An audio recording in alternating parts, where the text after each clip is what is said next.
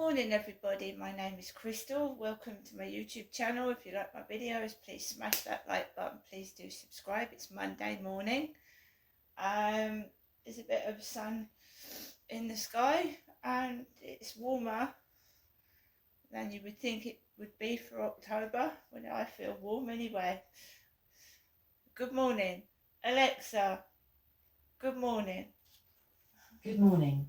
On this day in 1982, the Andrew Lloyd Webber musical Cats made its debut on Broadway and became the longest-running show in Broadway history. Meow. Alexa, what's the time, please? Good morning, Crystal. It's 8:26 a.m. Alexa, what's the date today? It's Monday, the 7th of October. Alexa, what's the weather outlook? In Rochester, it's 10 degrees Celsius with mostly sunny skies. Today, you can expect intermittent clouds, with a high of 18 degrees and a low of 10 degrees. Alexa, can you tell me a joke? What is a dog's favorite vegetable? A border cauliflower. That's a clever one. Alexa, whose birthday is it today? Today's famous birthdays include second and fourth President of Russia Vladimir Putin, English reality television judge, television producer and music executive Simon Cowell, English musician and singer for Radiohead Tom York, US comedian, writer and actress Joy Behar, and Scottish singer-songwriter Lewis Capaldi. So Simon Cowell has got the same birthday as Vladimir Putin. Alexa, how old is Vladimir Putin? Vladimir Putin is 72 years old. And Alexa, how old is Simon Cowell? Simon Cowell is 65 years old. 65 Simon Cowell is. Wow.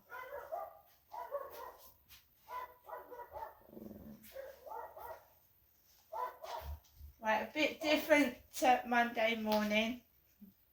We had none of that yesterday morning, did we? Dogs barking. Everyone goes to work and school on a Monday, so you're going to get a load of dogs barking.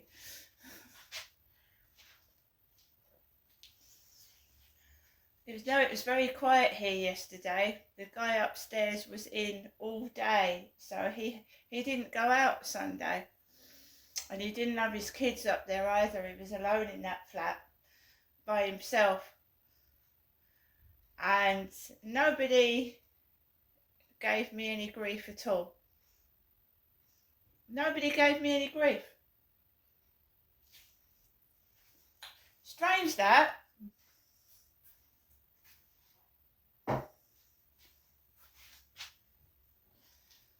So this morning, the guy upstairs, he gets up for work about 5 in the morning. He's out of the building at 5:45. Yesterday, his Ford Mondeo was parked right opposite our block of flats. And I could hear his car driving off this morning at 5:45. Because the 2002 car, Ford Mondeo's got, I would imagine it's got a big engine, so it makes a racket, it's loud, and it takes a long time to warm up, and he hadn't driven it yesterday, so I imagine the battery must have been a bit worn down as well. No, because I remember my father Derek. Yeah, we didn't have that yesterday. Didn't have none of this. Didn't have none of it at all, did we? The dog's barking loudly now. That started Max off. He's gone to investigate.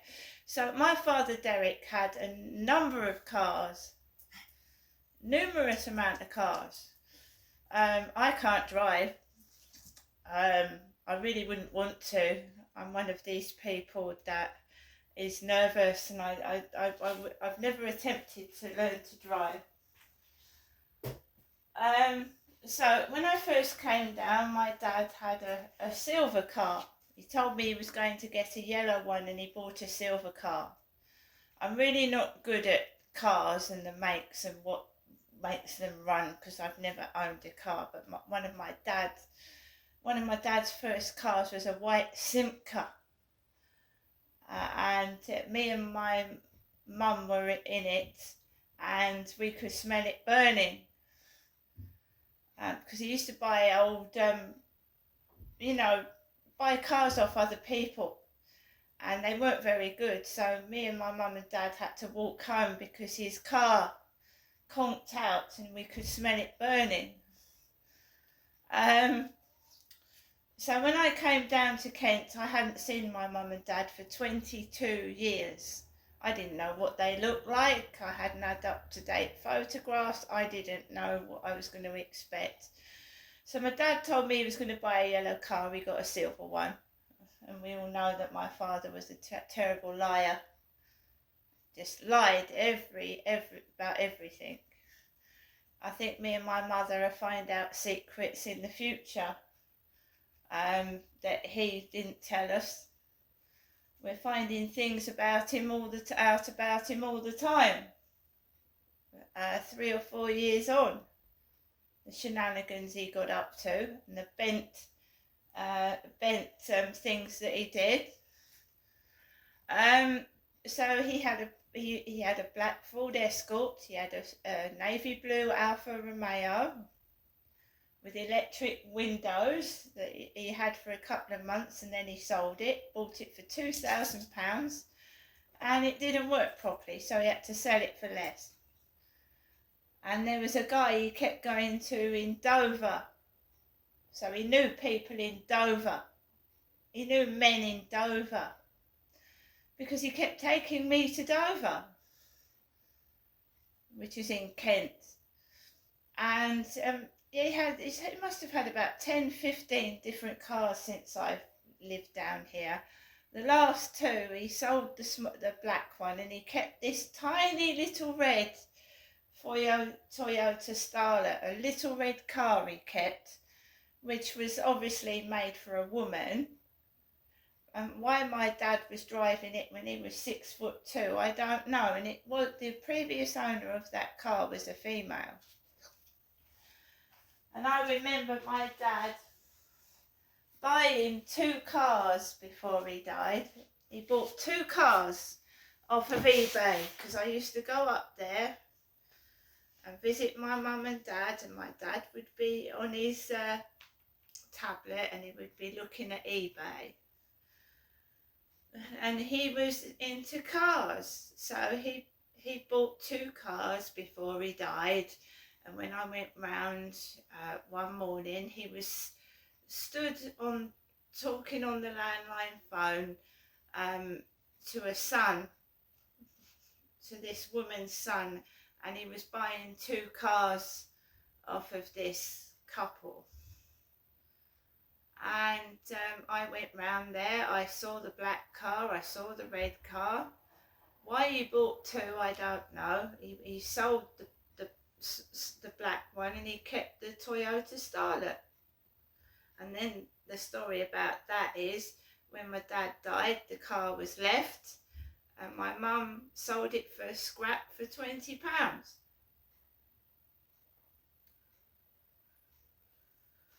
So my dad had loads of cars and he was always fiddling with his cars. The batteries was always dying. When I was younger, I always used to wash my dad's car. When I left home, I don't know whether my mum took over that role, I don't know, because I wasn't in Chatham for 22 years. I left in 1987 and I came back in 2008 and things were totally different. So, good morning everybody. If we go back to yesterday, I told you that my neighbour was in upstairs, the short stocky guy, right? And his Ford Mondeo was parked opposite. In the so he was quiet all day, you know, apart from obviously, you know, there was a load of noise coming from next door, to be fair, so I didn't know where the noise was exactly coming from. They kept slamming the doors next door and running around like his kids do at the weekends sometimes. So it was like they were mimicking what kids were doing upstairs when they're up there. It's like they were mimicking it. So I was getting noise against my kitchen and living room wall. Their door kept slamming. I mean, you can just shut a door, can't you? You don't need to slam it. It's like you want attention, someone to come out and see who's slamming the door. I don't know why people need to slam the door. I used to do it in the doctors. When I was in the doctors, I'd be sat there all quiet, waiting to see the doctor, and then the shenanigans would start in the doctor's waiting room. Bang, bang, bang, eating chocolate bars, running around and trying to annoy you in the doctor's surgery, in the waiting room. So he hardly made a noise upstairs at all. I didn't go out in the morning, right, because I don't go in the co-op in the morning anymore. I don't want to. That's my choice. And I don't talk to that woman in there anymore because people gossip. They find out information and then they spread things and get the wrong end of the stick. And you know, so I don't want that anymore. And I'm consciously trying to move out of here. So anything that I can see that I can bid on, I'm bidding on it, and eventually I will get out.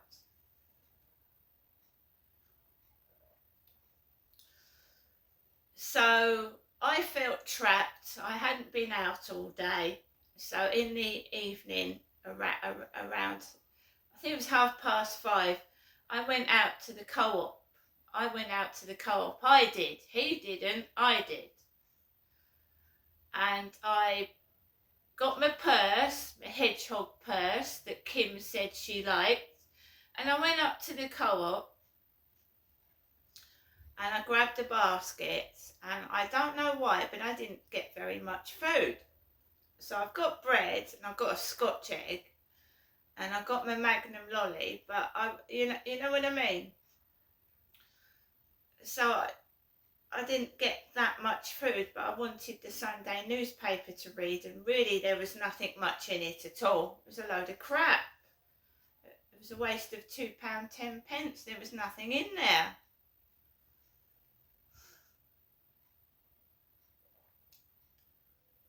The Saturday newspaper was better than the Sunday newspaper, and it cost less.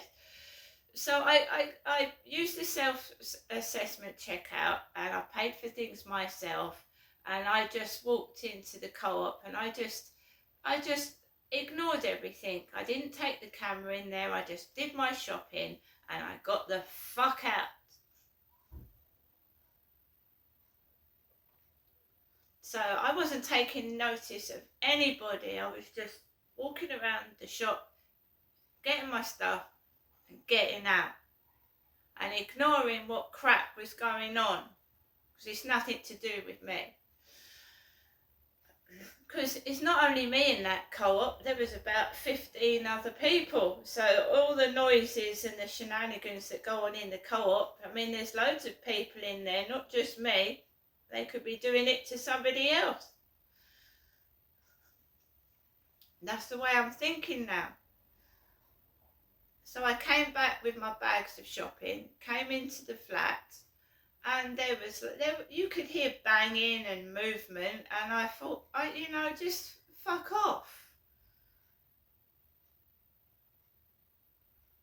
I'll do what I want to do when I want to do it. I'll go out when I want to do it, and I'm not some kind of monster or a toy that you wind up. I'm in control of me.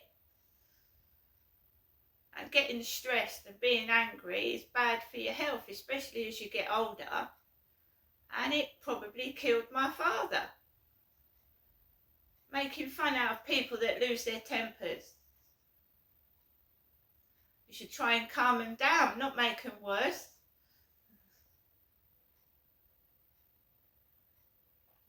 So I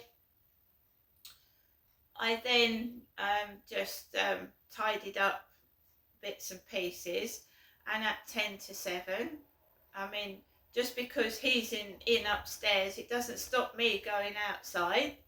You know what I mean? Like someone's guarding me, you know. So basically, well, that's what it feels like. Because when he is in upstairs, I feel like I can't move, I can't play music, I can't do anything. That's what it feels like.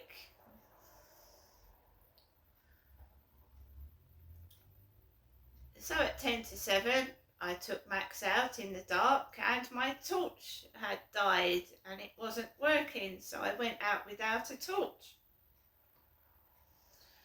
And I went onto the field in the pitch black, right? And I walked around, I did a whole circuit of the field without a torch in the pitch black. But there was lights on from the boats, there was lights on from the over 55 flats shining through, and you know, I could see. So I was fine. And then I came back into my flat, and it had been quiet all day. There had been no nonsense, no stupidity, no messages.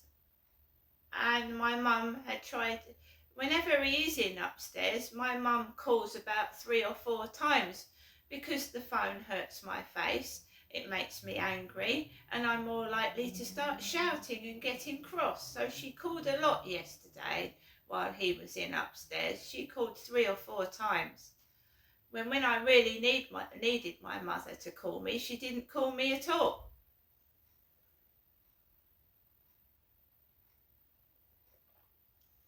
So you see, people use you. So, you know, I ringing me, knowing it's going to hurt my face and make me feel shit. And then the other day, when I was low, very, very low and depressed in my flat and upset, she didn't ring once.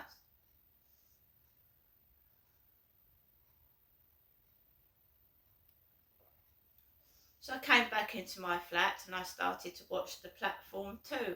And they're gory films. There's heads being lopped off. So you're seeing severed heads falling down pits, and blood and gore.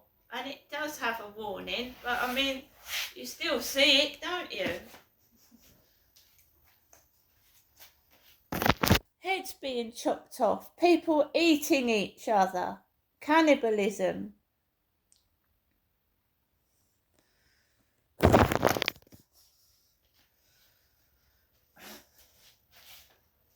I started watching it and I thought, right, it's just like hack and slash, you know. If you like fucking heads being chopped off, body parts, people burning themselves. Yeah, that's all it is.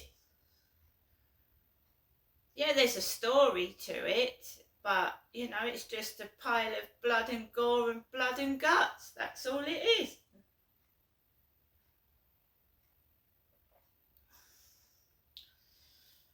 So I stopped watching it and I actually watched a really, really, really interesting film, but that was about a woman hanging herself. A woman committing suicide in somebody's back garden. So it doesn't matter what you start to watch. Just lately, there are a lot of films with references to suicide in them. And it comes up, but in very small letters in the corner, violence, sexual whatever, and references to suicide.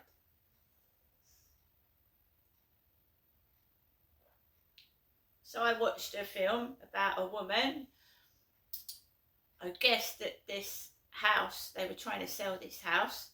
She was a guest called Jessica, and she hung herself in their back garden while they were trying to sell this house. And